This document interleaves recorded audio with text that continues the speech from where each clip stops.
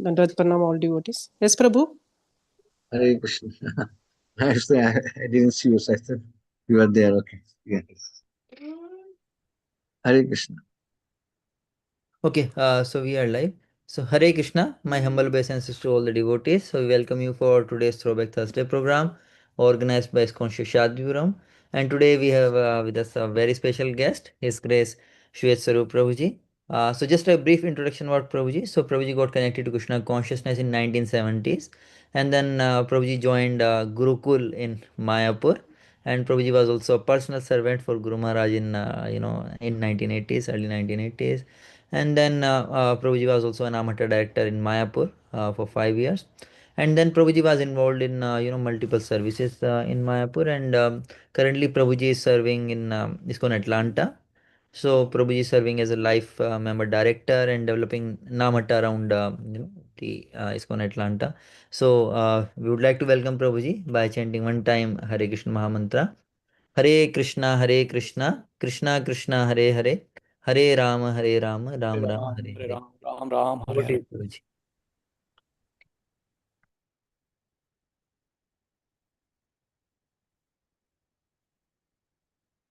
Hare Krishna.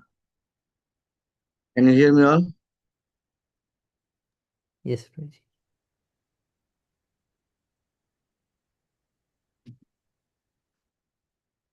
Om Ajnanatiminandhasya Jnananjana Svakaya Chakshushamritam Jena Tasmai Shri Gurave Namaha. Namam Vishnu Padaya Krishna Prishtaya Bhutale Srimate Jayapataka Swaminiti Nam. Namo Acharya Padaya Nitai Kripa Pradayini Gaurakatha Damodaya.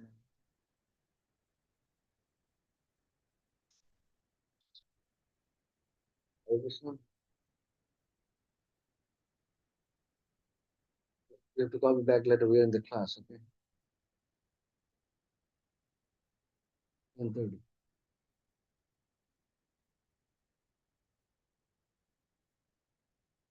Hare Krishna. Can you hear me all, Prabhujis? Matajis? Huh? Yes, I can hear. So devotees also can confirm. I don't know why there is unusual silence today. Yes, Prabhuji, we can hear. Yes, Prabhuji, we can hear. Yes, Prabhuji, we can hear you. You are hearing. In hearing, Prabhuji. Hare Krishna. Prabhuji. Jai Guru Maharaj. Prabhuji, Dandavat Pranam. So, it's a very nice way of getting God brothers and God sisters together to hear about the glories of Guru Maharaj. I remember when I was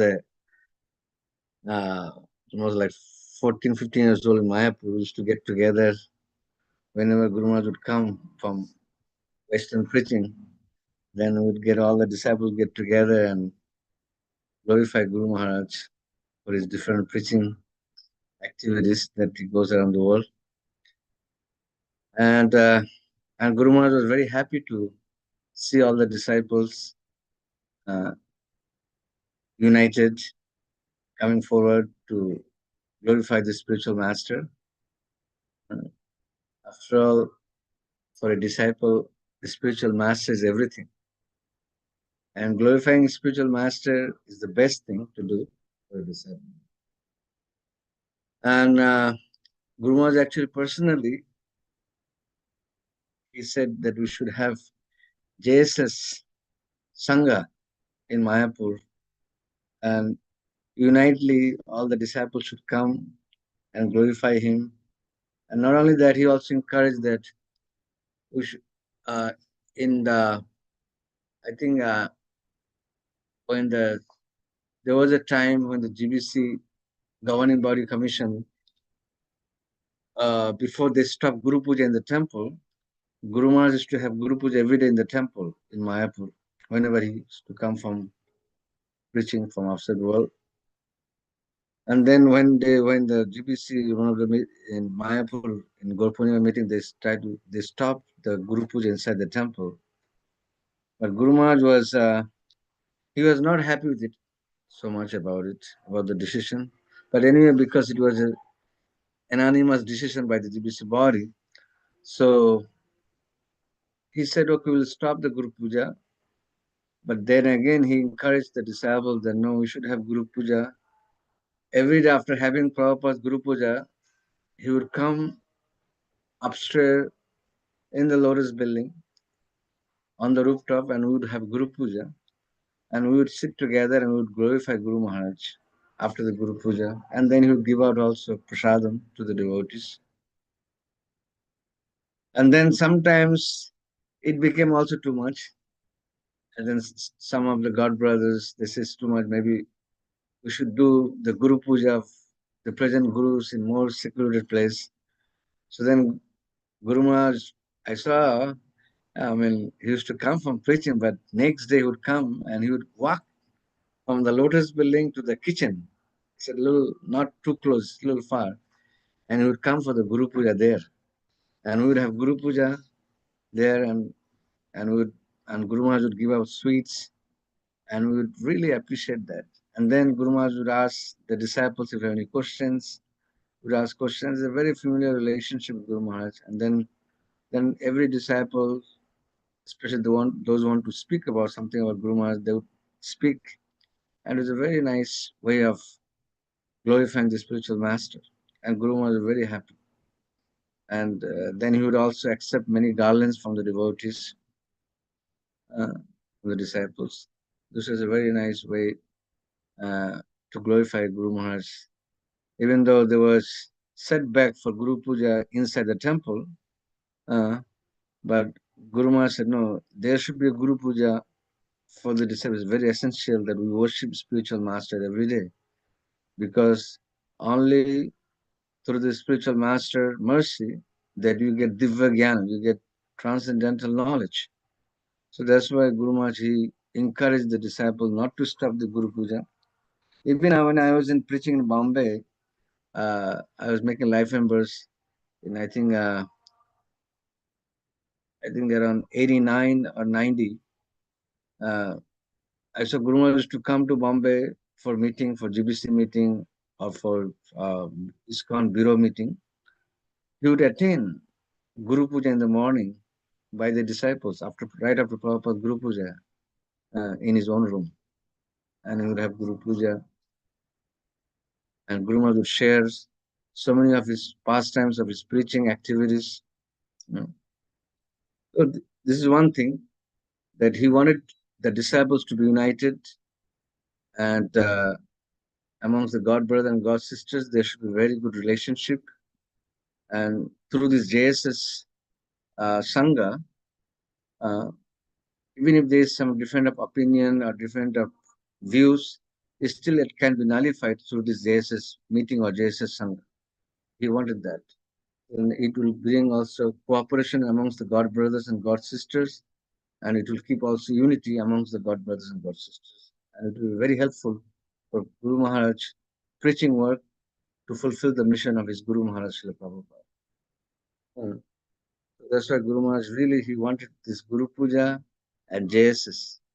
The disciples get united and glorify the spiritual master. And I see that there's still, there's a devotee named Pandava Prabhu. He's continuing in Mayapur. And I see sometimes so many disciples, very old-time disciples, they're coming and speaking about Guru Maharaj's activities and pastimes. And it's very nice to hear them. So I joined actually, I think the purpose 1970. Actually, I joined in 1968. 1968 I joined. But I came to Iskcon Mayapur in 1977, right after Prabhupada left, but I did not join. I came with my mother. I was a very young boy. I came with my mother, and then in 1968, I actually moved into the Gurukula. And then when I was not even initiated, I used to come and serve time to time Guru Maharaj. Whenever Guru Maharaj would come from the west for preaching, after preaching he would come, and I would come and time to time serve him. Especially I would take care of the prasadam or cleaning his room. And this was my service. And then one day when I was cleaning the Lotus building, I think it was fourth floor, and Guru Maharaj, he was painting his room upstairs in the roof. He had a room on the right side, and Bhavananda Prabhu had a room on the left side. And so Guru Maharaj said to the temple vice president, I think that time was part of Brahma, he lives in Alachua now, and he told him that I want to paint my room. So they made for him to arrange in the Lotus building, fourth floor. He got a room, and I was cleaning the outside. And he was with Jagjivan. Jagjivan was a very old disciple of Srila Prabhupada. He was GBC, and perhaps he was one time he became a GBC chairman, and he was a GBC with Guru Maharaj in South America, Jagjivan Prabhu. And so Jagjivan and him, they were talking. Then he saw me cleaning, and then he said to me, he came up to me, and then he said, when are you going to get initiation? And then I said, Guru Maharaj, I haven't decided yet. Then he said, anyway, time is running out. You are in the Gurukul for a long time. Now you should prepare yourself to take initiation.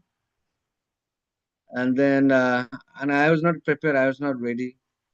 And then one day I approached his secretary, which is part of Brahma. He was secretary. He lives in Alachua now. And I asked him that maybe time has come that I should take initiation. And then he said, okay, come in. So then I immediately got a chance to speak to Guru Maharaj, and Guru Maharaj sitting in his Singhasan inside the room.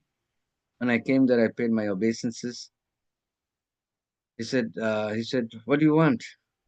I said, Guru Maharaj, you asked me for initiation, so I'm really ready for initiation now. So I have to take initiation. Then he said, okay, I'll give you initiation, but you have to promise me two things.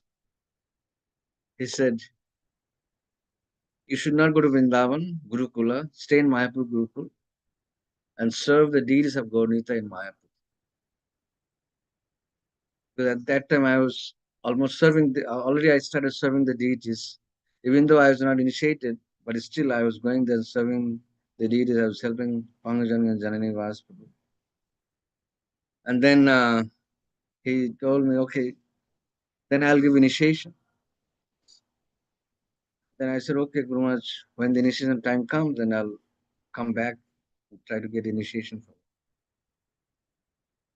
you. So then the Gaur Purnima came, I think in 81 Gaur Purnima came, and I went again for initiation. And then wrongfully I went to the side of Bhavananda Prabhu. He was staying there, so I went to him, and he was also preparing himself to give initiation for other disciples. When I went there, when Bhavananda saw me, he said, you came for initiation? I said, yes. Then he said, no, you're trying to take initiation from whom? I said, from Jayapataka Maharaj. And then he said, oh, then you have to go to the other side.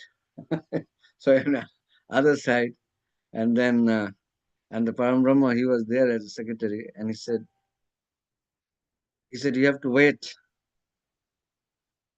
I said, no, if I have to take initiation today. And then he said, no, you have to wait. Then someone that Guru Maharaj saw me, when he came to wash his hand, he saw me and he said, what happened? You came for something? I said, yes, I want initiation. Today is initiation day, so I want to get initiation. Then again he told me, okay, if you're not going to Vrindavan and you stay back and do the seva of Gaurnita, I'll give you initiation. And there was no formal, any questions or anything. You didn't have to do disciple course and all that. And he said, okay, I'll accept you as my disciple. So I got initiation, and he gave me Brahman and second both together. And I took initiation, both the initiation together. And he asked me one shloka from the Bhagavad Gita, that is, he said, what shloka that was? Shamo damo tapo shocham shantireva arjakam jnanam vijnanam astikam brahma karma svabhajam. So what is the qualities of Brahmana? And I told this verse. He said, okay, I'll give initiation, but don't go to Vrindavan Gurukul, just stay back in Mayapur. I stayed back in Mayapur because there was a whole plan for me to ship me to the Vrindavan Gurukul by the Gurukul principal. But maybe he didn't like that idea that I go back to Vrindavan. He wanted me to stay there. So then I took initiation, and there was another Guru boy. His name is Rashaprakash. He got also at the same time initiation with me from Guru Maharaj. But there was a name problem. I took his name and he took my name, and then both of us we went to Guru Maharaj. We were fighting each other, you know. Hey, your name is Sveta Swarup, my name is Rashaprakash, and we were fighting. Then finally we said, no, let's go to Guru Maharaj. He'll finalize our name because he gave us the name. And then we went to Guru Maharaj in the morning after Guru Puja. And the Guru Maharaj said to me and Rashaprakash that his name is Rashaprakash, your name is Sveta Swarup. This is what I have in the paper. So then it was clarified. But again he spoke to me, he said, don't go to Vrindavan. Because I think the temple president at that time, it was Nitai Chand Maharaj at that time. So he went and told Guru Maharaj that I don't want your disciple Sveta to go to Vrindavan. I want him to stay in Mayapur and I want him to take care of the new Bhakta department. So he really didn't want me to go. So anyway, I didn't go and I stayed back and I kept on serving. And those days Guru Maharaj used to stay a very long period in Mayapur. At the time, sometimes he would stay for a month or 15 days, 20 days. Even though he was young and very healthy, and he was traveling a lot, but whenever he used to come to Mayapur, he stayed for a long time. And he would also ask different devotees what's going on in Mayapur. So when I used to serve him, he would ask me what's going on in Mayapur, and I had to answer him. These are the things going on. He especially cared for the DD department and the campus preaching. Because in Mayapur, from the very beginning, there was a lot of people would come and there would be no preaching activities to go on within the campus. Mostly it's only deity worship and prasadam, and sometimes there's cultural program, but there is no active really preaching. So Guru Maharaj, he wanted a campus preaching. So that time already I turned on like 18 or 20, and then he said to me that I think you should take care of the campus preaching in Mayapur. But I said, Guru Maharaj, I have to study because sometimes, what happened. I remember I had a mathematics teacher from Australia. I think Pancharatnapur's wife, Atitya Gunamata, she was my teacher for math. And when the math exam came, I still kept on serving Guru Maharaj, and I didn't go for the math exam. And then she came to Guru Maharaj to complain that your disciple is serving you and he's not coming for the math exam. So then, and at that time I was making chapatis for Guru Maharaj. I used to make and I was making very good chapatis for Guru Maharaj. Guru Maharaj really appreciated the chapatis. It was really popping, and I used to put them in the fire and they would get popped up completely. And Guru Maharaj would keep on eating them. Sometimes he would eat like 10, 15 chapatis in those days. He would not eat rice so much. So I would just keep on making chapatis and I would feed him. And then, and I saw Atitya Guna, I thought, now Guru Maharaj is going to send me back to Gurukul. Look like. So I was hiding myself in the kitchen. And Atitya Guna, she was not going from there. And Guru Maharaj was listening to her, but he was not saying anything. Then finally, when she started repeating the same thing again and again, then Guru Maharaj called. He said, call Sveta. So then I called. He says, your teacher is here. You're not going for the exam. So you should go to exam and then come. After you finish your exam, you come back for the service. So then I did the morning seva for Guru Maharaj. Then I went 9 o'clock, 9:30 I went for the exam. Exam was 10 o'clock, 10 to 11. Then I finished my math exam and I came back to the service. At that time, actually, Guru Maharaj didn't have any servants. I was the only person who was serving, and Parabrahma was the secretary of Guru Maharaj. But he was also a guest house manager for Mayapur and a vice president of the temple. So he didn't have much time for Guru Maharaj also, but at the time he was a secretary. So that time, so then Guru Maharaj said, okay, you stay back and just continue my service.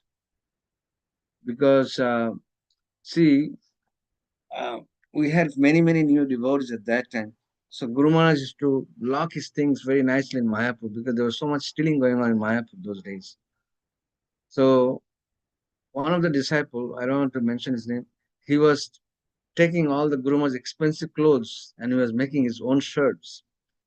And Guru Maharaj told me to keep eye on this, that keep eye on these rooms and all the utensils and all the clothes and all that.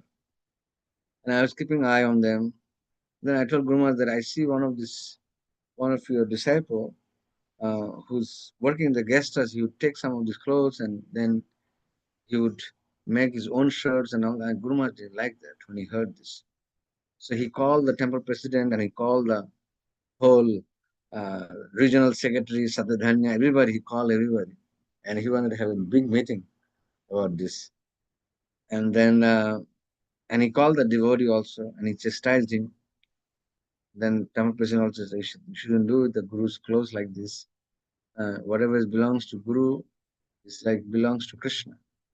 You should not take it without permission. And then Guru Maharaj also chastised him that I use these clothes for preaching and you are making them for your shirt. That's not good. And so then he stopped. But I still kept eye on those things. Time to time when Guru Maharaj was not there, he would give me the key and tell me the number lock. And I would come sometimes and open the door and keep the room clean. And we had a very nice lady disciple of Guru Maharaj. He was from America. His name was Nityarupa. And there was another disciple of Guru Maharaj. His name, I forgot her name. She was from Gujarat, but she was initiated by Guru Maharaj. And they were very obedient to Guru Maharaj's instruction and Guru Maharaj, and they would always help Guru Maharaj different seva. Whenever I need something for his room, I would tell them, I would send them a letter. That time we didn't have email and all that. We'd send them a letter. Even though they were in America, they would send immediately those things to Guru Maharaj. And this Nityarupa, she was very dedicated to Guru Maharaj. And I don't know what she was doing, but she was a very rich. And she would bring diamond rings and Navaratna rings and all that for Guru Maharaj. And Guru Maharaj would give it to me all the time and said, just saved all these things. And then Guru Maharaj's room got, he wanted some painting in his room, upstairs in the Lotus building on the roof. He wanted some painting and some nice carved decoration with wood. I mean, I didn't have money. So I told Nityarupa that maybe we should do something because I think Guru Maharaj wanted this place beautiful. He wanted like how Bhavananda's disciples are doing that side, we should have also develop this side too. Because Bhavananda Prabhu used to bring a lot of, he had a lot of disciples from Australia and they would always come and do nice painting, nice decoration to the room. But we were all mostly Bengali devotees in Mayapur, we didn't know what to do. So then I took help of Nityarupa and this lady from this Mataji disciple of Guru Maharaj from England. And we made a really nice, beautiful decoration in his room and also outside the door. We made a very nice wooden carved decoration. And then I took pictures and I sent to Guru Maharaj, and Guru Maharaj was very pleased to see such a beautiful arrangement. And then we also did some cleaning up on the roof because the roof was not, it would look very dirty and it looked very shallow also because of rain. So then we put some kind of special stones and it looked very beautiful. And Guru was very happy with it. And then Guru Maharaj said, from now onwards, we'll have Guru Puja on the rooftop, no more in the kitchen. So we used to have Guru Puja on the rooftop of Guru Maharaj every day. And I just kept on serving.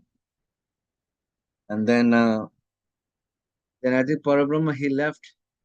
He left as a secretary of Guru Maharaj. He became full-time vice president of the temple.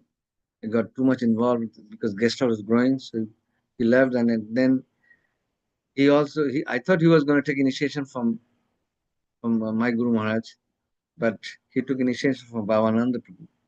And then he left and he completely dedicated himself to guest house. And then slowly, we had a devotee from Malaysia. He became a secretary for Guru Maharaj for some times. And then Dayaram Prabhu, who is now Mayapur, one of the co-director there, he became secretary of Guru Maharaj. Because this Malaysian devotee, he didn't last for long.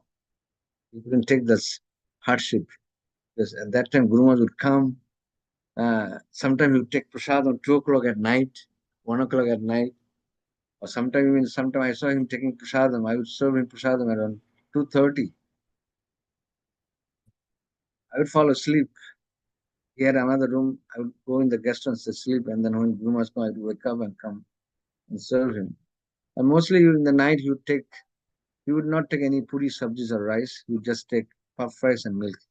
And that time, Guru Maharaj would take every day practically. He would take milk with turmeric powder and little sugar and puff rice, yellow puff rice. That was his nice nighttime dinner. That's all. He would not take anything, and he would go to sleep, and again wake up at 5 a.m. in the morning. And then he would attend the morning Darshanarati, Guru Puja, and then he would give class. In those days, Mayapur, we didn't have many devotees. And even though there are a lot of devotees, but many devotees not join the class. And I saw Guru Maharaj would give sometimes class for 2 hours, 1 hour, 1.5 hours. It's a Mayapur, Devotees are mostly engaged only in devotion. They didn't have any jobs or anything. So it was possible.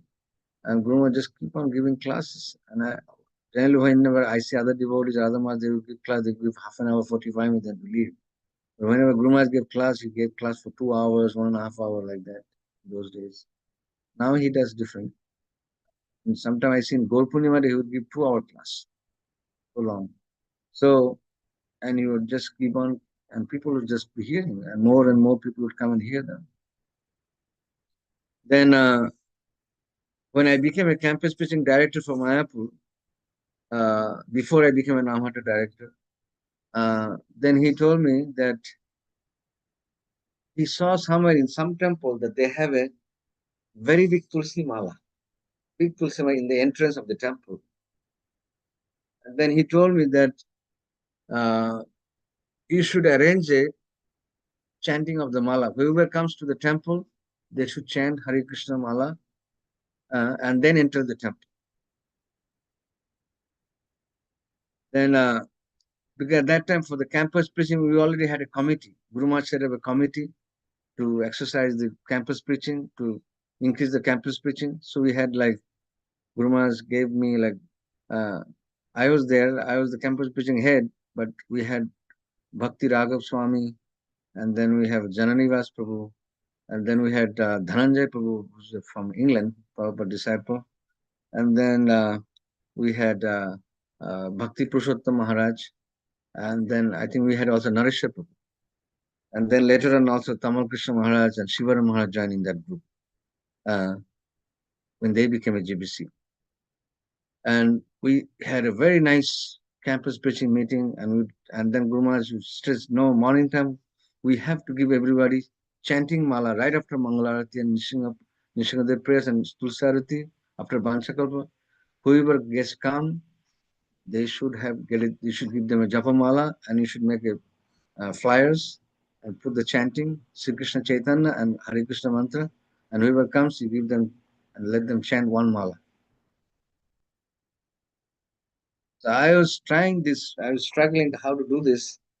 Anyway, by Guru Maharaj's mercy, I got a very good help. There was a devotee from Australia. She was a teacher in Vrindavan Gurukul, and somehow she moved to Mayapur. At that time, Bhavananda Prabhu, he was a GBC for Vrindavan, and he left. He gave up Vrindavan GBC, and he became a full-time GBC in Mayapur.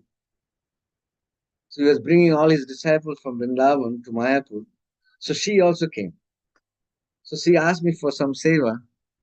I said, yeah, you can help with the campus preaching. So Guru Maharaj, one of his desire was that he wanted that whoever pilgrims come to Mayapur, because during the centennial year, Prabhupada's centennial year, Mahaprabhu, Lord Chaitanya Mahaprabhu's 500th anniversary was done in Mayapur. And Guru Maharaj, he was one of the chairmen for then, Lokanath Maharaj. So Guru Maharaj told Lokanath Maharaj that you did the whole Padajatra in India with Gaunitai. So now we should have some monument.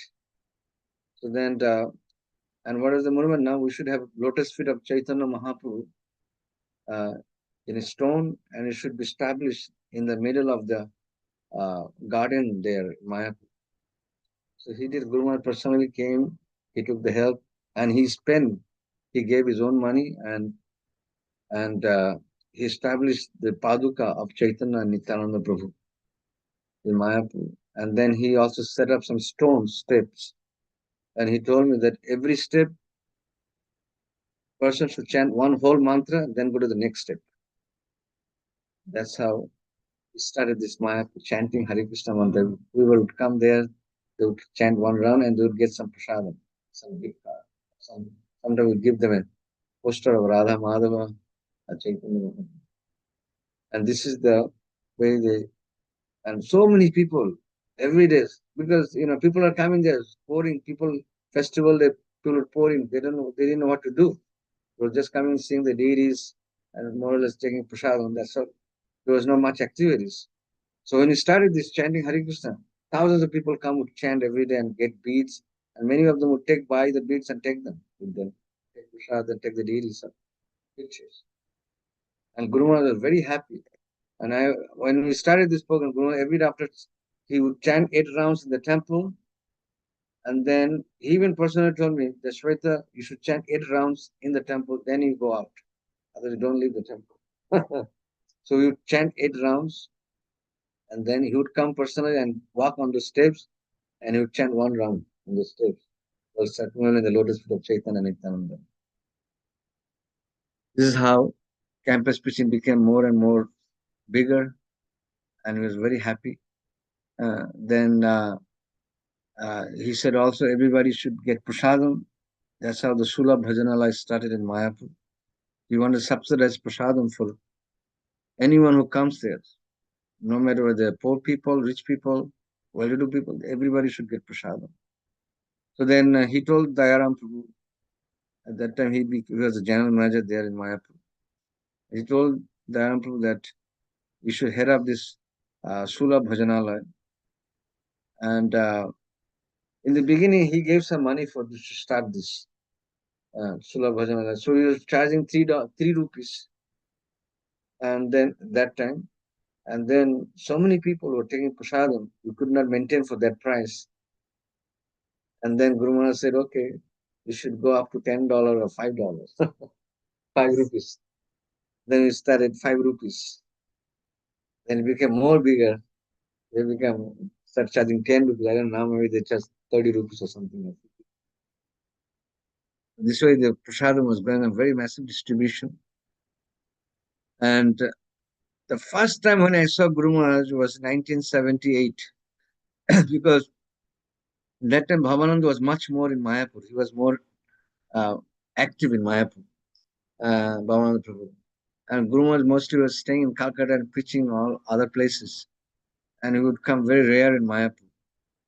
So in 1978, we had a very big flood in Mayapur, very big flood. Even if you go to Mayapur, there's a long building. Even in the long building, first floor water came, and even it would touch even the first floor of Lotus building also.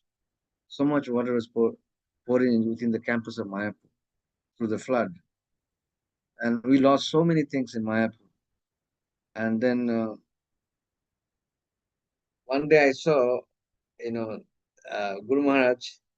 he came with a small ship from Calcutta. A small ship. He brought the ship. He came. And then I saw that he told the kitchen in charge, Sundara, Bengali devotee, proper disciple, he told him that I want to go for massive distribution during the flood of Mayapur. I want to go for massive khichdi distribution nearby all these areas, where flood affected areas. So I saw him actually. I was very young at that time. I saw him. He was going personally and cooking the khichdi with the help of the other devotees. And he would load it in the ship with a very big container. And with few devotees, he would go to the neighboring areas with flood affected areas, and he would go and distribute khichdis. There are so many pictures of that also. I was thinking to go, but then my teacher told me not to go because you're too young to go. So I didn't go. I may get carried away by the water. So I didn't go. And I was very impressed to see that seva of Guru Maharaj, and he was in saffron clothes, he was sannyasi dress, and he would maintain that dress, and he would have a very big turban in it, around his head. And he would just keep on distributing whole day khichdi, and he would come back in the evening. And then again, next day, he would make khichdi and take and go out. And I saw him, he was doing for many days like this during the flood in 1978. So that's the first time I saw him. And I was very much impressed by seeing him. And I think in that flood, there was a Ekadashi came. One of the Ekadashi came. And we didn't have anything to eat on Ekadashi. There was only grains. We didn't have much food. Then Guru Maharaj and Bhavananda, they both are there, and they're asking how the devotee is going to follow Ekadashi. There is nothing to cook except for potato. And then in the meantime, on the day of Ekadashi, by helicopter from government of West Bengal, they sent so much bread and I think jaggery. And they're dropping on the lotus building, on the long building, on the roof. And devotees were taking them because there was no food. There was no nice food on that flat. So that flat, because we were really suffering, and they were giving us some khichdi made of gehu, wheat. And everybody was getting diarrhea. Everybody had a very bad health. Even the Gurukulis, some of the Gurukulis, they had so much bad health. They were really ill health they had. And they were almost dying.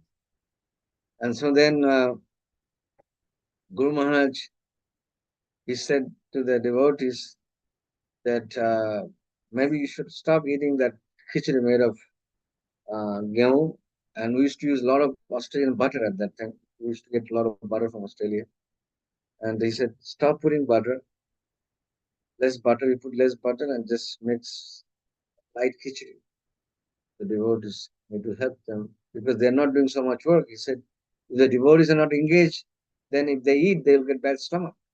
He said even for the Western devotees, I remember, he said he came to the kitchen long ago. He came to the kitchen. He told the temple president that if you don't make arrangement for the devotees to do some seva, then they eat all this prasadam, then they will get bad stomach. So then he would go around the long building, around the boundary wall, and he would call the devotees, come and do some seva.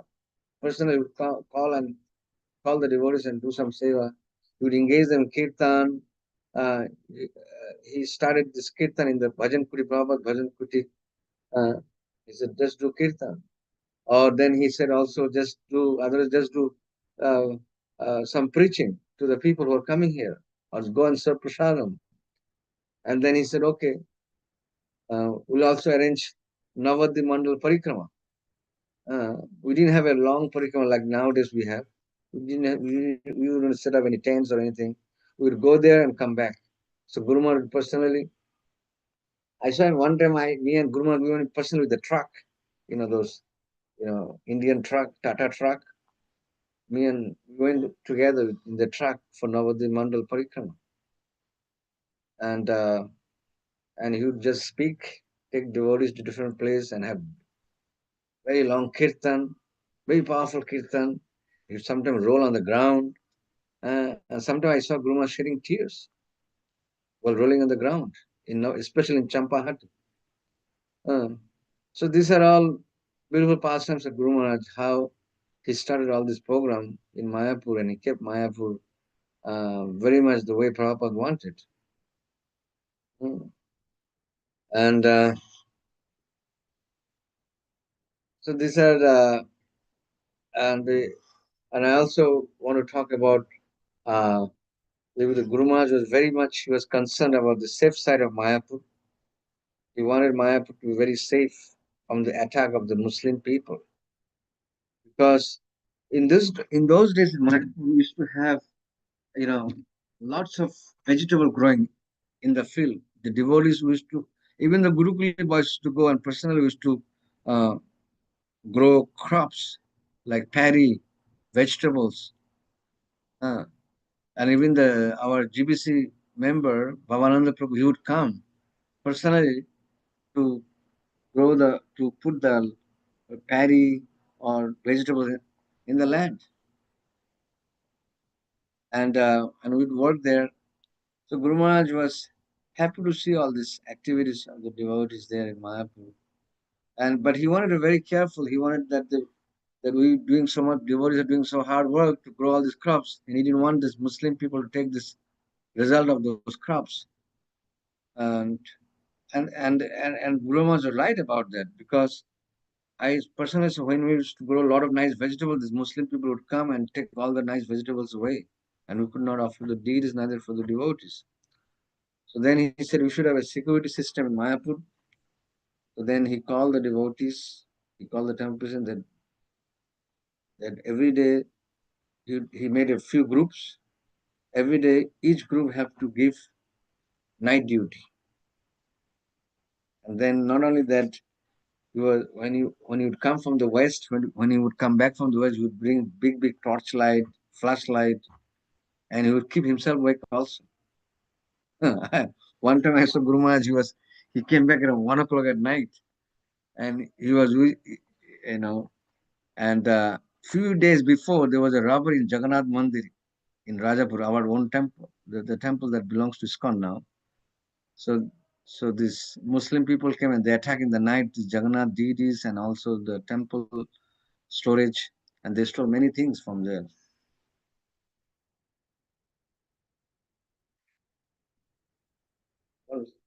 Hello? Yes.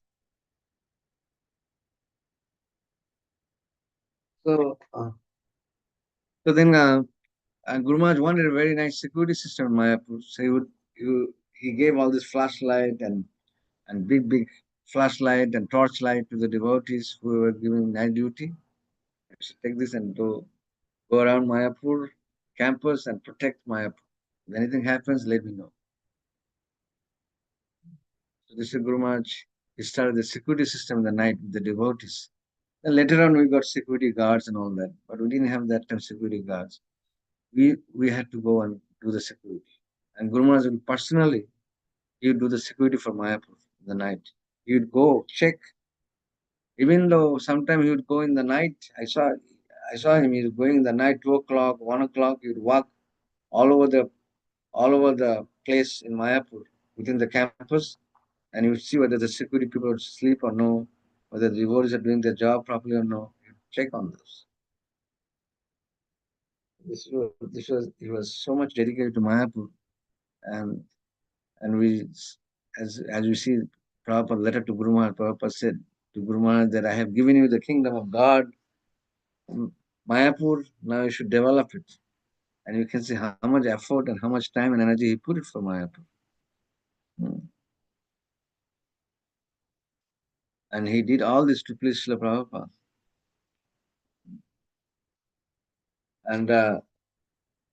And he was also, one time after right after Guru Puja, Guru Maharaj was, he was leaning in balcony in the Lotus building, and one of the Muslim guy, he came and he started shouting at Guru Maharaj.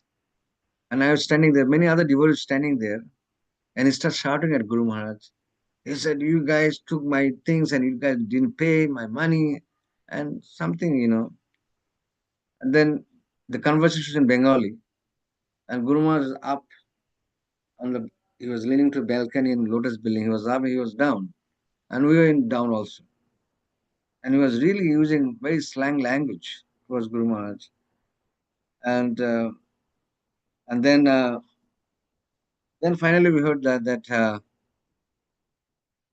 he gave some cement for when Guru Maharaj was the construction in charge for long building.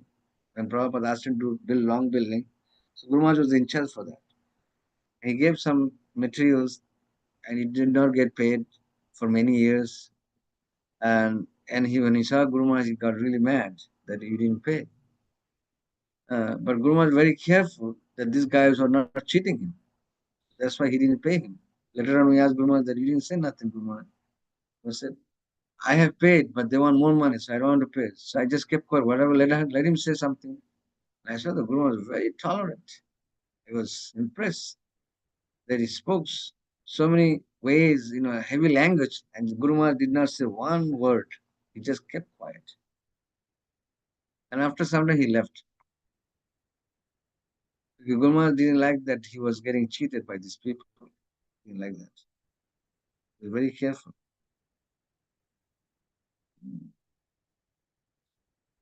And so this, and then after some time, I think in 89, 90, I joined Namhat, and I was transferred from campus preaching to Namhat, and so I became a Namhat co-director with Gauranga Prem Swami now, and so then Gauranga Prem Swami told me that we have to do this way, and then we used to have many meetings with Guru Maharaj, and Guru Maharaj personally trained me up how to manage the devotees and how to go in the field and do some preaching work. I wouldn't go so much in the village to preach because I didn't like that much. I mean, I liked it, but I didn't like the facilitation. So I was preparing. I was better prepared with the Calcutta preaching. I was more happy with it. But sometimes Guru Maharaj said, "No, you come with me." I would go. Guru Maharaj person, and I was very impressed to see that even though he was from America, but he would live a life more more heavier than what we could do. He would take more austerities than what we could follow. I remember we went to one village, a very remote village. No cars, there's no pathway for cars, no bus, nothing. Only bicycles. And we had Guru had one truck, and he had one, I think we took Prabhupada's car actually. Guru took Prabhupada's car. Prabhupada used to use the car, ambassador. So Guru took that car. And I went with him also in that car. And we had to park, not inside the village. We had to park somewhere and we had to walk. We didn't take any bicycles. We had to walk, and I got tired of it. I said, I can't walk anymore. So then finally we walked, and we came to the village, and there was no bathroom. There was only tube ball was there. There was no proper shower room. And Guru Maharaj took all that to preach Krishna consciousness. And but one thing I saw Guru Maharaj, he did like the village, the way of cooking, and he loved the way they cook, and he would eat nice prasadam there. They would make a lot of spinach sabjis, and I would just keep on serving him, and he would eat them very nicely, and he liked it. And it's very fertile, very nicely cooked, and everything was cooked in either in cow dung or wood, and the food would become very tasty. Prasadam would become very tasty, and we'd offer to Krishna, and Guru Maharaj would enjoy it. So many varieties of spinach, and Guru Maharaj liked it. And he would then, after taking prasadam, he would take shower, then he would take 1 hour, 1.5 hour rest, Then in the evening, he would wake up and he would have personal darshan. He would give personal association to the village people who are inclined to take initiation and all that. Then in the evening, he would go on the stage and have Sandharati. And at that time, he would read Sandharati. Every day, he would read Sandharati. And there would be massive kirtan. And he had this big yamper, and he would play that and would have big kirtan. And right after kirtan, he would give very nice class in Bengali. Mostly those time, 5,000, 6,000, 10,000 people would join the class. That's wonderful. And I would serve him at that time also. I would go with him and serve him. And then one day, Guru Maharaj told me that, I think you're traveling so much with me. I think you should stay back in the Gurukul and just get your education. Then I said, okay. I was getting tired also. So, because so many programs every day, I couldn't take it so much. So then I went back to the school. Then I started studying again. I put mind more into study. But still, I would come and time to time, because Guru Maharaj didn't have really servants at that time in Mayapur. So the temple president would tell me, you should go and serve him. So I would come and serve him. But Gurukul principal didn't like. I think that time Bhakti Bida Punaswami, he became the principal. After Anantu, he became the principal. And he told me that you are missing so many classes, so many things in the Gurukul. But then I stopped going so much and then started again the school. But and then 87, I gave up Gurukul totally and I started serving the deities of Gaunita that Guru Maharaj asked me to do. The sake of it. I remember whenever I was dressing the deities in the morning, he would come from the lotus building and would bring a special rose flower. And that rose flower is so much fragrant. And he would come and give it to me. He said, offer this to Chaitanya Mahaprabhu. I would do the morning dressing for the small deities. And then he would come and he would come take the darshan of the deities. And then he would give me that flower and I would offer to the lotus feet. Because next to Prabhupada, next to Gaunita deities, there was a beautiful lotus garden. And not lotus, rose garden. Beautiful roses to grow there. And Guru must go there, personally pick that flower and would offer to the deities. I would take that and offer.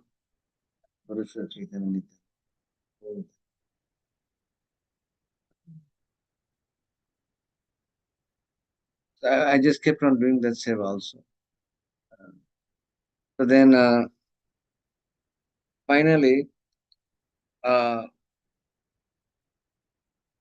they wanted, because Mayapur that time didn't have so much of money, they were sending little money from Calcutta, they would manage Gurukul and Mayapur temple. So then they decided that we should send some devotees from Mayapur to collect money in Calcutta for Mayapur, make members. So, but I was very much attached to the deity seva, I didn't want to go back. But then Guru Maharaj told me that he sent a message to Satadhanya Prabhu.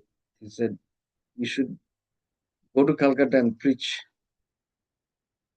and do some collection for Mayapur. Mayapur needs money. Mayapur needs your help. So then I told the temple president, the vice president, and the head pujari, I said, no, I don't want to go. I'm very happy. Then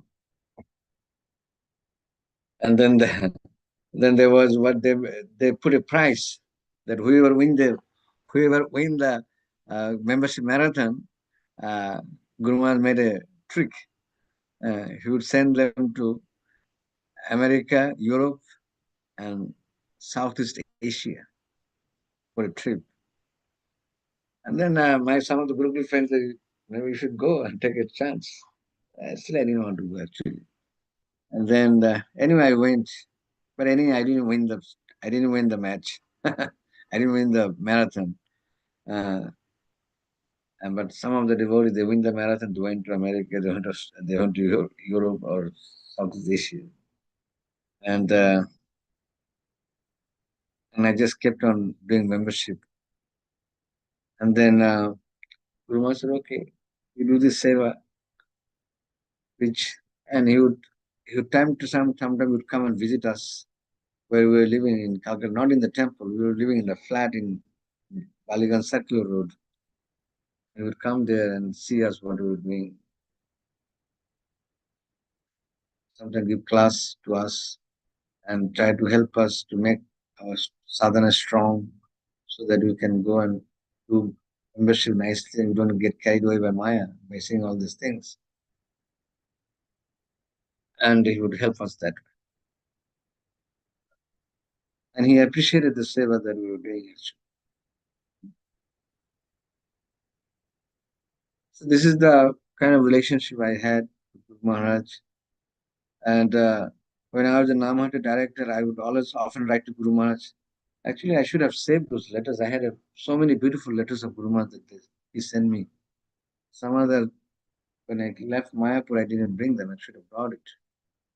When I was in Namahata, he would write me every 15, 20 days. He would write me and I would write him back.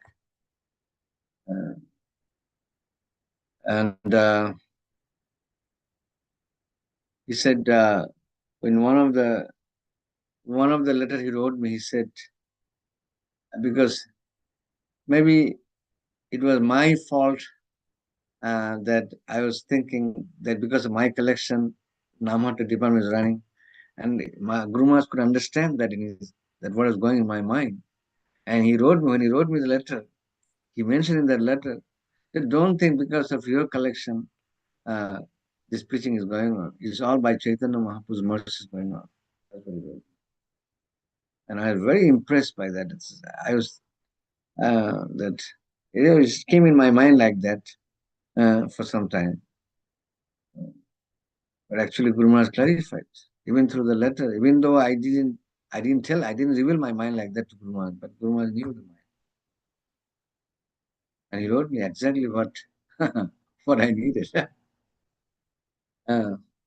So, and then I kept on preaching for many years, and then with Namhata, then finally, I moved to Calcutta temple. I took the charge of, I think, membership and also guest house and Sankirtan. All this department I was managing Calcutta temple. Adidharan Prabhu was the temple president.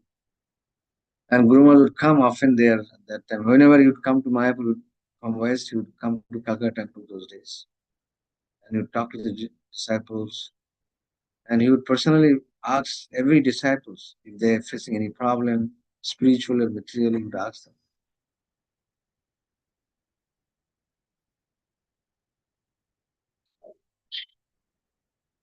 Hare Krishna.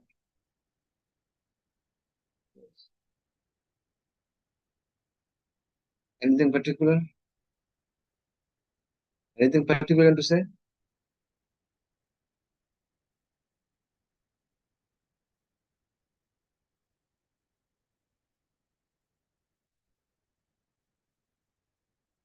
Okay. Give me a few minutes more, okay? I'll give you a call back.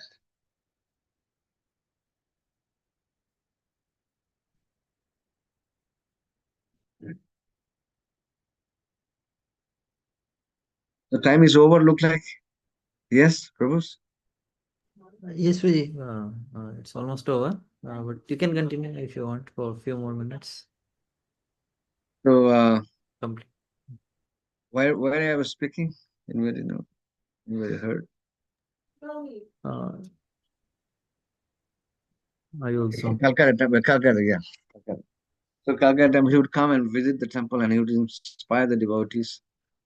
And then when this Ritik problem came in Mayapur, when the Ritik was introduced by some of the Prabhupada disciples, and it was going to him, and Guru was really against of it. And then I was in Calcutta temple sitting there, and then he called me. Right after class, he called me. He asked me, Shweta, what do you think about this Ritik? I said, I don't know, Guru Maharaj, I look like this temple president of Calcutta, he's a Ritik. He's trying to convince me, but I'm not getting convinced with it. And he's trying to preach to me all the time, but I'm not. I'm very adamant what I believe, my faith is. So then Guru Maharaj told me that I think you should go. And then he gave me, actually, he made up a nice letter and he put in a beautiful envelope and he gave it to me. And he said, you should go to the Belur Math Ramakrishna Mission and find out how they are initiating, and how their system of initiating is going on after Ramakrishna left. So I went with that letter to Belur Math in Howrah district. And I went there and I met some of the Maharaj and they explained to me about this, about their initiation. And their initiation is similar to the Ritik, that what the other people, they have faith. It was not the Guru Maharaj what he was looking for.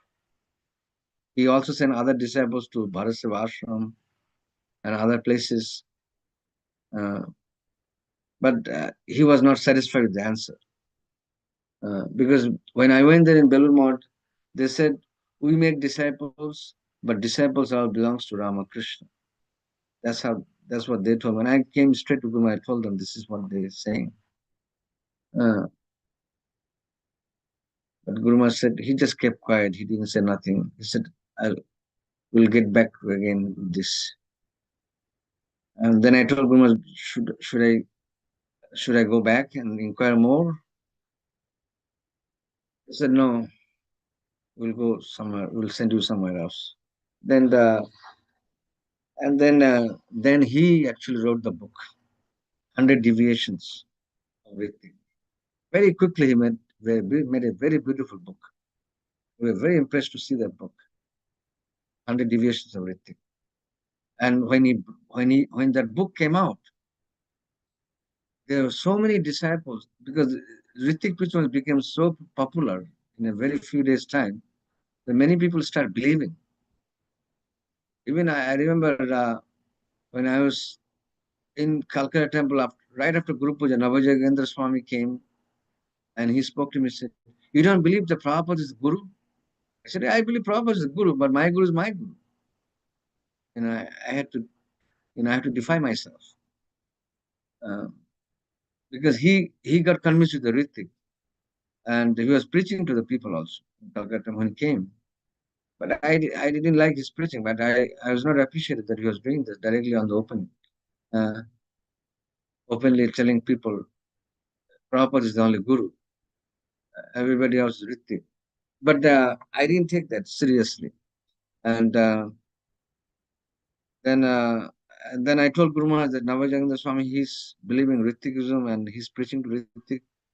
He told me, Mr. Don't believe. And then he got this book out, and then we read that book. Then everything was nullified. All our doubts got cleared. So many disciples, they got doubts cleared. And Ritik started slacking. Ritikism started slacking after he wrote that book. Actually, he saved Iskcon by writing that book. Others, many people, even amongst the GBC members, so many people start believing Ritikism those days. Even though some of the GBC members voted in, but the Ritik should not be accepted. But some of them, they had started believing,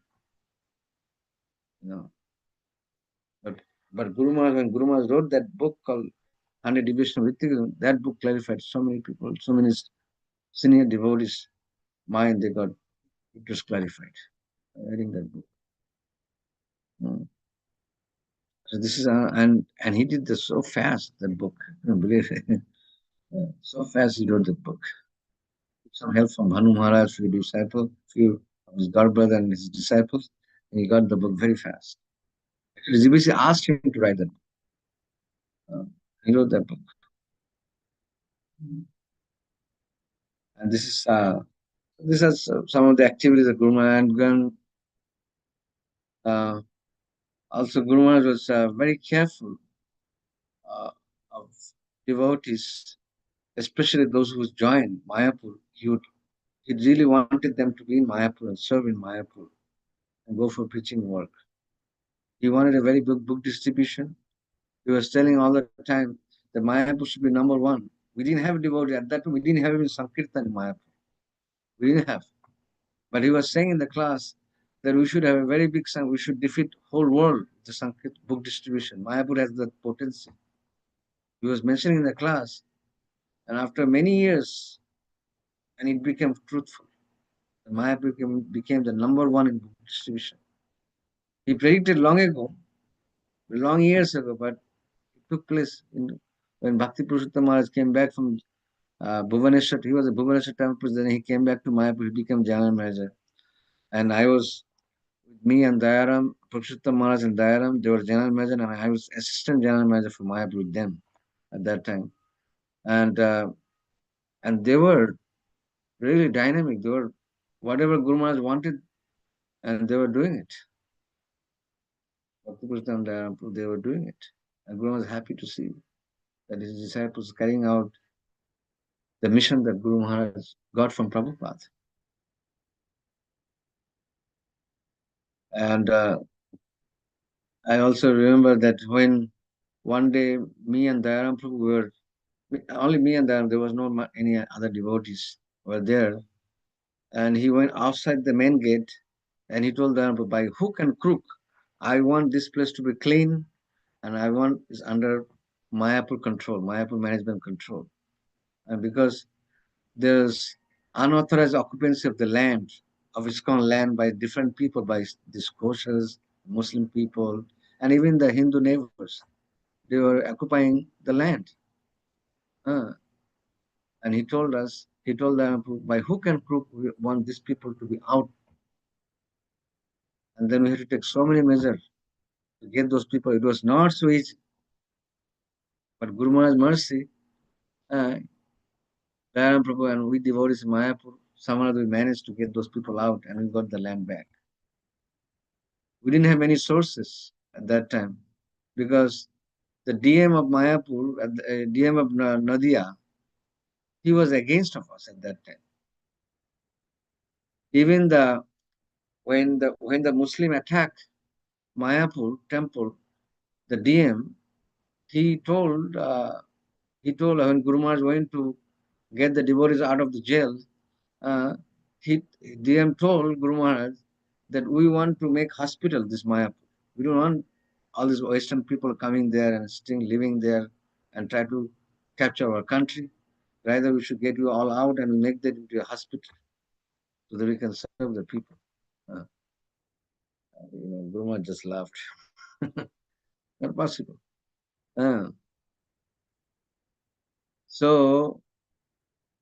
But Guru Maharaj will take all the initiative. He would take very good care of Mayapur, and he would take all the initiative to protect Mayapur from different attack.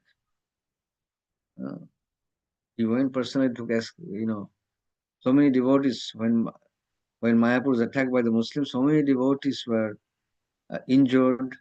He took them personally, took them to the hospital. He wasn't there. He came back from Calcutta. But the riot was over at that time. He came back from Calcutta, and then he personally took the devotees to the hospital, and then he went to the DM to get the devotees out of the jail because there are many devotees who were actually who shoot the Muslim people. Those devotees were arrested. According to their law, I don't know, but whatever they did is good because otherwise they would attack so many devotees, even attack the temple. It is also. And so many foreign devotees, American disciples of Prabhupada, they got beaten up totally by this mob of Muslim. They came inside the temple, they attacked, they were breaking things, they were breaking the kitchen, they were breaking the long buildings, going door to door, looking for people, all that thing they were doing. Some of the devotees, handful of devotees, they were trying to protect. Some of them got injured. I know one of my headmaster, Hiran Nagarva, he broke his arm. They broke his arm totally. They beat him so badly, he broke his arm. Because he was single-handedly protecting long building from the mobs of Muslim mobs, so that they could not come upstairs, the buildings. But somehow he fell into the mob and he got very badly beaten. He broke his arm. Anyway, Guru Maharaj came. After next day he came and he went to the different offices in Krishnanagar and tried to take the devotees out. And then he told Sadhajanya that go to writer's building and talk to the people, whoever is concerned about all this, and see if you can get something done. And then slowly he got some favor. The devotees out of the jail, and then DM could not make any more decision to make that into hospital. Remain as a temple. So this is all Guru Maharaj's protection from Mayapur. He saved the temple. And Prabhupada was there at that time in Vrindavan. And Prabhupada was amazed to see here the activity of Guru Maharaj in Mayapur.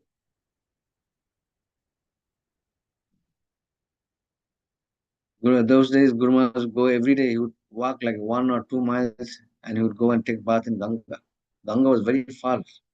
In 81, 82, 83, Ganga was very far. He had to walk like more than a mile to go take bath in Ganga, or maybe 2 miles. He would walk 2 miles and go to take bath in Ganga every day. And both sides was sugar cane field. He would go inside through the sugar cane and fill and go to Ganga and take bath.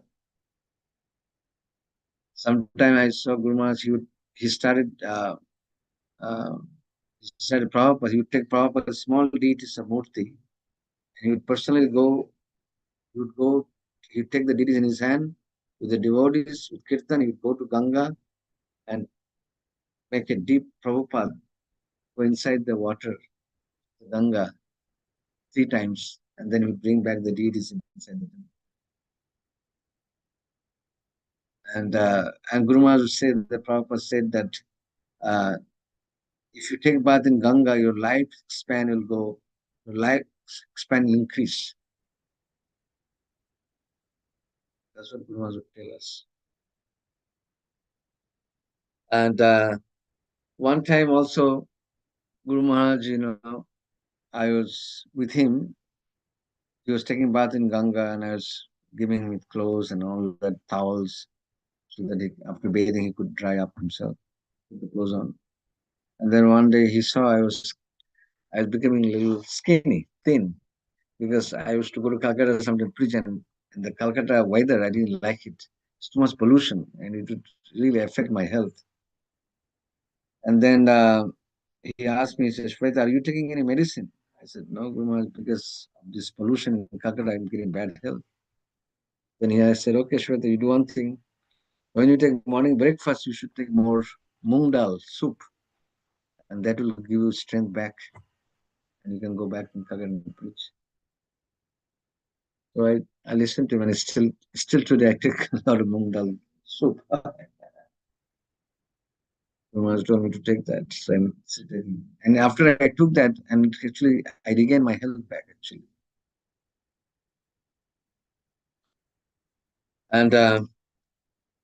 And then Guru Maharaj, he didn't like to sell the Iskcon property so easily. He didn't like that. Even though they're getting old or maybe not usable, but he didn't like to sell them. I see that there's always Guru Maharaj and the temple managers, there's sometimes argument in the meeting. I said many times. Guru Maharaj didn't like it. The temple manager, they always wanted to get rid of old stuff and buy new stuff. So when I was the Namata in charge, Namata had a very old jeep, Mahindra jeep, which they used to use for preaching. And me and Gauranga Prem Swami, we decided, okay, maybe we should sell this and buy a new one. And we did not consult Guru Maharaj, because Guru Maharaj was directly involved with the Namata. That was his direct department. We did not consult. And we sold the jeep. And then when Guru Maharaj heard one of the devotees' mouth from Namata, Guru Maharaj got so mad at us. He called us. He had a special meeting. He called the temple president. He said, how come you all sell that jeep, which gives so much service? Even see how much concern he has. So this jeep has done so much service to Namhanta. Just got a little bad. You want to sell this jeep? And you should, I am the GBC, and you didn't tell us. Tell me. I said, Guru, this was like a devoted discussion, and we decided to sell and buy something new. And then the Guru didn't like it. So I had to go back and bring back that jeep whoever I sold. I begged him, please give me back. Take your money and bring it back. I brought it back. But it was not serving properly, It was not giving enough service. It was becoming too old. Then I kept on Guru Maharaj telling Guru Maharaj, I can't use this jeep anymore. Then he said, you have money to buy a new one? I said, I have 100,000 rupees in the account. But the jeep cost 250,000 rupees in those days. So then he said, okay, if Gauranga Prem, he was not Maharaj, so if Gauranga Prem agrees, and if you agree, then I can give a loan of 150,000 rupees to you, but you have to sign, you have to give a bond sign that you're going to give me back every bit of money that I gave you. Not only that, he took a co-sign from Dayaram Prabhu, who was at that time chief executive officer for Mayapur. And we three of us signed, and then he gave 150,000 rupees along with the 100,000 rupees that we had from Namhatta. And we bought a new jeep. And I told Guru Maharaj, I may not be able to pay this money at a time, but I'll pay you in installment. So Guru Maharaj said, why installment? Installment means you are lazy. That means you're not collecting enough. You're not doing enough preaching. So Guru Maharaj said, I'm trying, but I'm not making that many members because I have to maintain the Namhatta. And at that time, Namhatta had almost 60 devotees. Prasadam bill should be big, high bills, And then devotee maintenance should be very high. And then we had to also pay the electric bill also separately to the temple. Namhatta department had to pay the electricity bill. So after paying all these bills, there was hardly any savings. So I said, Guru Maharaj, I cannot pay this money at a time. I have to pay an installment. Then he said, okay, how much you going to pay every month installment? You put that on the paper and get signed by you, Gauranga, and Dayaram should all sign. Then we made another paper. We signed it. Then every month I was paying 3,000 rupees. And some month I could not pay even 3,000 rupees. Then Guru Maharaj said, should take some help from other devotees and go and collect money in Calcutta. So then I went with some devotees. And I tried. Then that month I made a lot of money for Namhatta. And on one check I gave the whole money to Guru Maharaj back. I was very happy to see that. He said, Sveta, you did something. And then Guru Maharaj was happy to see that. And then we had a new jeep. And, we used that jeep for sometimes I would use that jeep for preaching, for making life members. Sometimes Gauranga Prem would use for preaching. He would go with that jeep to the village preaching, Ramhatta preaching. Because he used to go to every district and see what the supervisors of the district they were doing it and how the activities were going on. Because if you don't supervise the Namhattas, they would become independent. And sometimes they would leave Iskcon. Because there's so many other followers are also preaching. So you have to always send people to keep vigilant on them so that they remain with Iskcon. This was Guru Maharaj very active in Namhatta. He would always have, whenever he was in Mayapur, he would have a Namhatta meeting. He did not have so much meeting with the other department of Iskcon Mayapur, but he would always have meeting with the Namhatta devotees because he could feel that what was the need for Namhatta. And he could also feel that through this Namhatta, we can make so many devotees. that they would not stay in Iskcon. They would not join the temple, but they would do the same thing in their own home, in their own village. So that's why he's very much concerned. Not only that, he was giving personal supporting. Sometime ago, when I was there in Mayapur, when I was managing Namhat, I could not manage sometime. I didn't have money. He would personally give his Guru Dakshina that he would get from the West, he would give that money to the Namhat. Maintain the Namhat devotees and to maintain the devotees and to go on with the preaching. But mostly I was maintaining. I did give money for it, for preaching and all that, whatever they were doing it. But because when I came to Namhat, there was no money inside the account. There was maybe 200, 300 rupees were there in the account. No money actually. No spent. So I was thinking why I should take this Jipam, there's no money. Then I thought then it was Guru Maharaj's personal service. This Jipam is like a Guru Maharaj's personal service. So I took it and I went for it. And it went okay. When I left, there was 100,000 rupees in the account when I left. And then we bought so many we bought also a very big DCM van, 32 seaters.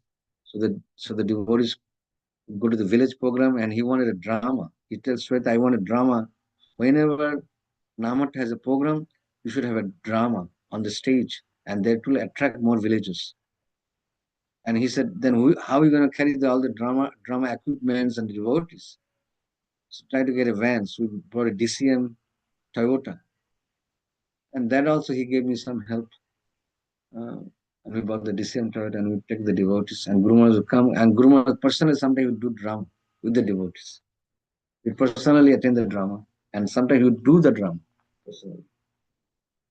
That's how the drama started in Mayapur. Guru Maharaj is the first one who started the drama in Mayapur. He started first drama called Jagai Madar. Not only the Guru Maharaj is so fond of drama, I saw in 1970 or 79, when we had Gaurav Purnima, there's so many, almost, few 100,000 people came, and there was not much activity besides the prasadam and kirtan. So Guru Maharaj went to Navadvip. He went personally to Navadvip, and he talked to one of the movie theater, and he went there, and he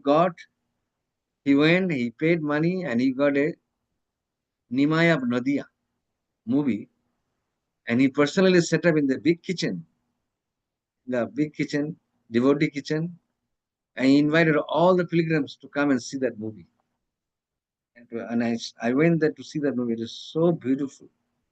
I was so impressed to see that movie. And I saw Guru Maharaj sitting in the chair, and he was personally operating that movie. Because some things were not right, so Guru Maharaj would cut them off, and he would show them. This is how Guru Maharaj took the initiative to preach Chaitanya Mahaprabhu's mission in Mayapur. Then when I came to Atlanta in 2006, I asked Guru Maharaj that, do you have any zone that I can serve? Then Guru Maharaj told me, I don't have any zone because GBC took all my temples away from America. Then, but if you want to stay in Panihati Dham, you can stay and do some seva. I stayed back for some time, then I went back to Florida again, I came back.